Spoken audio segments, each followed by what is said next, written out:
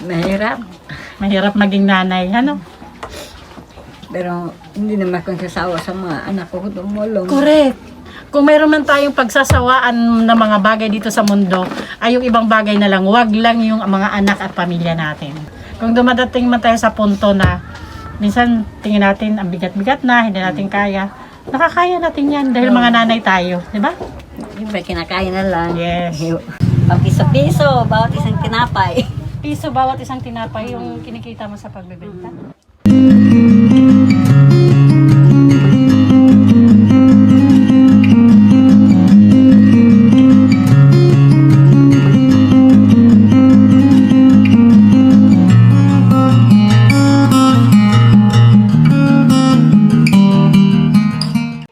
Napakainit na hapon sa ating lahat mga kanaynays. Sobrang init talaga. Kaya karamihan sa mga klase ngayon suspended dahil sa sobrang init. Okay mga kanaynays, ang Negriti Morenon po ay nandito ngayon sa isang barangay dito sa San Jose. Bibisitahin po ulit natin si Nanay Gemma.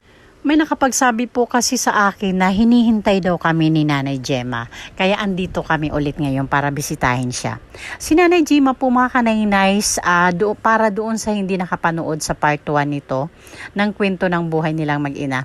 Siya po yung nanay na tumatak po sa aking puso bilang isang nanay din po. Dahil po sa kakaibang problema na pinagdaanan nilang mag-ina, kaya yung trauma po ay hanggang ngayon, nandyan pa din po sa kanilang puso't isipan na ang hirap-hirap po mabura. Pero patuloy silang nagpapakatatag at lumalaban para sa katarungan na kanilang hinahangad. Pero alam nyo mga kanaynays, sobrang saludo ako sa mag-inang ito. Dahil hindi biro ang ganitong laban na pinagdadaanan nila. Andito na tayo mga kanaynay, samahan nyo kami. Magandang hapon, Nanay. Magandang hapon naman. Pwedeng pumasok. Sa'yo, papa kayo. Thank you po. May pangalanan ko to ha. Dito na lang siguro ako, Nay. Pwede ka doon, Nay? Dyan. Masan ba tayo? Kasi parang against the light na dyan. Ano? Kumusta, Nanay Gemma? Okay naman po. Kumusta ang araw-araw na paghahanap buhay? Ito, kumikita kahit papano. Pag-piso-piso, bawat isang tinapay. Piso bawat isang tinapay yung kinikita mo sa pagbebenta? Ay, nakakailang piraso ka sa maghapon? Eh, minsan naman, hindi naman naubos yung 100 pesos. 100 pieces? Buyag! Kasi, Pinakamalakas mo, ilang piraso yung naubos? iniiwan sa akin yan, minsan 200 pesos. Pinakamalakas mo, magkano yung nauubos? Minsan 150. Oh, talaga, Nay? So, sa 150, may 150 ka lang din. Mm-mm. Sabi ano, Nay? Lalo na ngayon naman, sobrang init. Ngayon lang ako hapon, no, pumunta doon, maniningil. Diba, sabi ko sa iyo, pag may mag-sponsor sa atin, babalikan kita kaagad. Ba't nanira na yun? Close na to. Di ba? Kakiyot. Pinakialaman na yung ano. Ang ganda ng pintuan. Nanay Gemma, sad to say na sa ngayon wala pa tayong sponsor ha. Pero binalikan kita kasi medyo may natira ako konti dito. So ibig sabihin madudukot ko siya para sa iyo. Dukutin mo na. Binalikan kita kahit wala pang sponsor. Wow. Oo, kaya nga sabi ko sa iyo, diba, pray lang tayo. Siyempre, kailangan tulungan mo din ako mag-pray. Sige. Siyempre naman. Para magka-sponsor tayo para sa iyo, ha? Kasi Pinihintay ko ako na saan kaya sila, hindi na bumalik. Sana talaga may tumulong sa iyo, ano? Papasalamat ako sa inyo kasi nakarating kayo. Anay, kumusta naman si ano? Si... Okay lang naman. Kahit papano, nakakaisip siya na ano, malungkot, minsan naman masaya. Siyempre, buhay namin ganyan.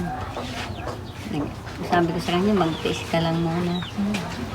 Makaharap din tayo sa mga problema. Yes, correct. Kung ganun, Nay, yung kinikita mo na 150 sa araw-araw, paglalako ng tinapay, magkano yung tinapay? 6 pesos. Yung piso sa'yo. Oo. Yung 5 piso para sa may-ari. Oo.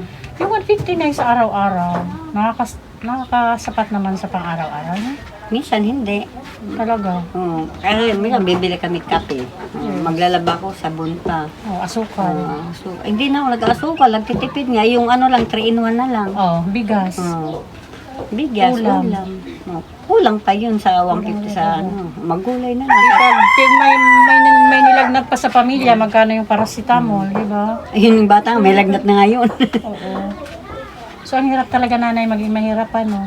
Pero alam mo, nay, di ba, bilang nanay, yung hirap kaya nating lampasan.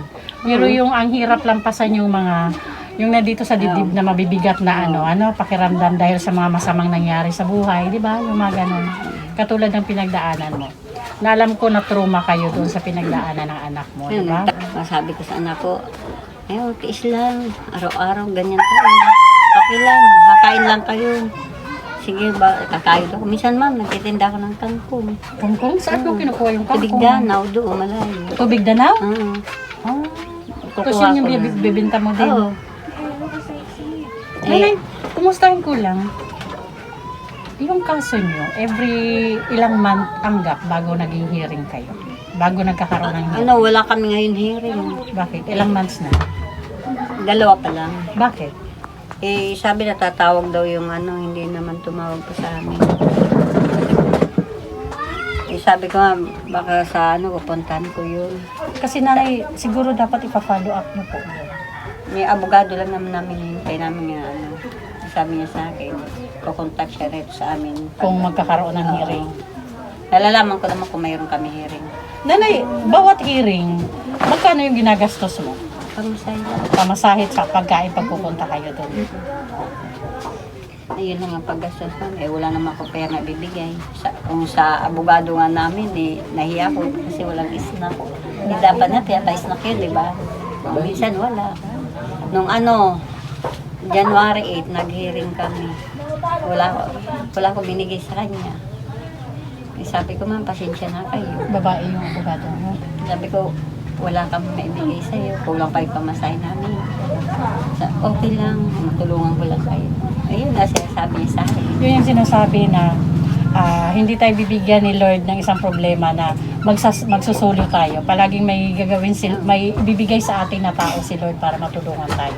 Yun na yan, si attorney. Attorney, kung sino ka man, thank you so much po. Sana po, dumami pa po ang katulad mo na willing gawin yung service mo para sa ibang tao na walang bayad. Thank you po, attorney. Nanay Jima, yung unang sinabi mo sa amin na hiling mo kung sino mang nakapanood, pwede ka pong ngayon, this time po pwede ka po magsabi mismo direkta sa camera. Yung po sa hiling mo na 5K para sa puhunan. Gusto kong magkaroon ako ng puhunan sa pangtinapay ko sa pagluluto ng ulam. Sabi ko nga, pwede naman yun yung kahit 5K lang, makapag-umpisa lang. Magkaroon ako araw-araw ng hanap buhay. Kasi yung pagtitinda ko naman tinapay, ikukunti lang yung kita. Pero napapasalamat ako kahit paano. Mas malaki kinikita mo doon sa yung magluluto ka ng ulam tapos di-deliver mo sa mga bahay-bahay. Mas nakakakita ka doon. Kasi bawat order ng gulay, 25. 25. Binabalot-balot mo na yun. Opo, ma'am. Ngayon, sabi ko, pag laki ng langka, gulay na.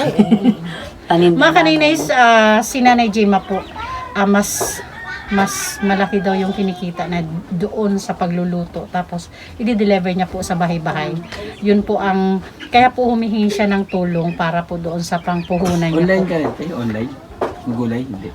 Hindi pa. Para ko online. Wala naman ako cellphone. Sa tingin niya daw po mga kaninays, 5K po ay enough na po para po sa pangpuhunan ni Nanay Jima. Sana po matulungan po natin siya sa 5K po.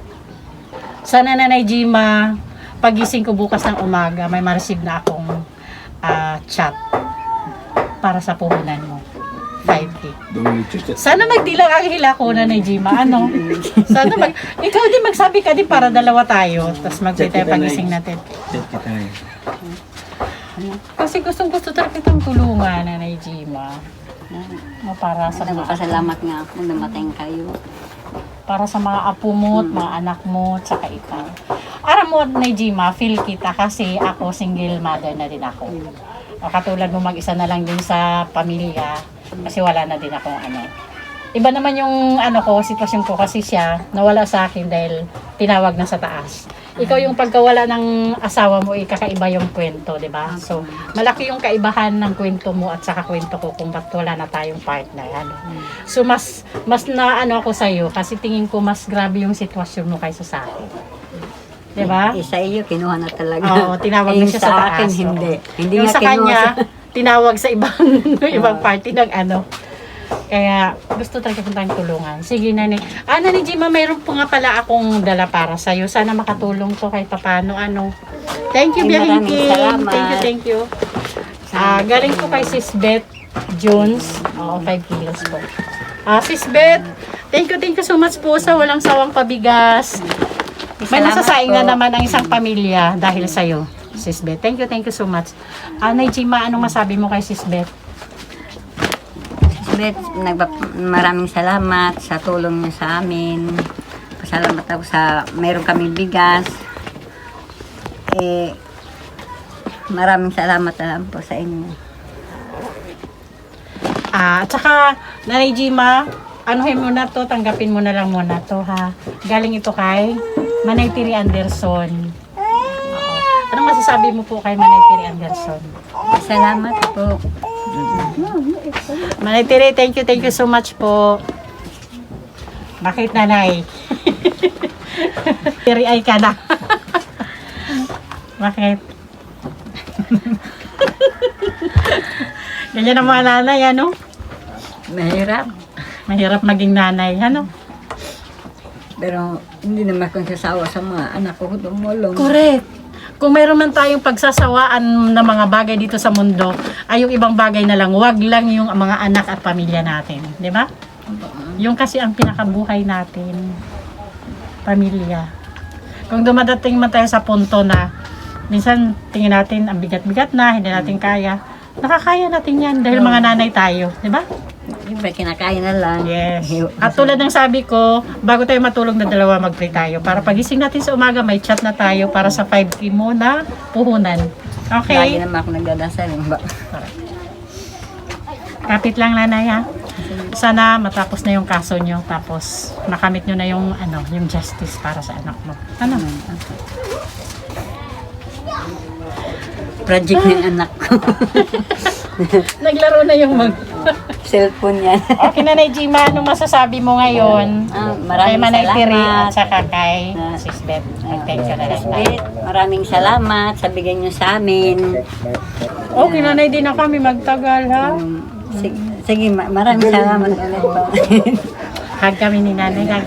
Ang mga nanay, nagkakaintindihan Ang panis- talaga ang mga ang nanay. panis ko. Okay lang, ako din po. Panis din po. Pinapawisan ako. Kasi galing kami sa fair sa pagbimisyon. Sabi ko daanan kita, pag dumating yung time na mayroon na tayong matanggap para sa 5K mo na puhunan, babalik din ako dito, ha, Nanay Sige Gina? po. Sayang di ko nakausap si anak mo. Baka mamaya gabi ba dumating yun. Kasi sabi ng anak ko, kukuha ako ng mais. Kasi ititinda naman daw niya. Utangin lang muna niya doon. Tapos ititinda niya dito. Pag magkaroon ng binta, ibibigay sa asawa niya para bayaran doon. Sa litubo lang naman mangyayari sa amin. Tumapatong ka lang. Minsan daw, isa lang doon, 5 piso. Gawin namin kahit 10. Siyempre, mamasahe pa sila dito. Okay. Nanay, tinititigan kita na isip ko, bigla lang pumasok sa isip ko. Kung may dumating ba ulit na pag-ibig sa buhay mo, papasok ka ulit? Ay, wala na. Pang sarado na yan. Para lang sa mga anak ko. Importante, nakikita ko yung mga anak ko, nag-aaral sila. So, wala nang puwang para sa pagpapamilyon. Marami nagkakagusto pero ayoko na. Dahil, nahanap mo ba sa mga rason mo yung isang rason na baka maulit-ulit yung nangyari? Yun na yun. Yun ang pinaka number 1 na rason. Number 1 na yun. Kaya sabi ko, di ba din na nag-isa na lang kung maghanap buhay, basta dyan lang mga anak ko, nakikita ko sila, nag-aaral. Ayun lang mas importante sa akin. Nandiyan naman mga kapatid ko. kahit paano nakikita ko sila araw-araw. Kasi yan ang pinaka number one na obligasyon ng nanay eh. Yung masiguro at mamonitor yung mga anak para sa safety nila. Diba? Pero minsan talaga nangyayari yun na hindi natin sila maproteksyonan noong mga time na yun na nangyari. Diba? Pero marami tayong magagawa.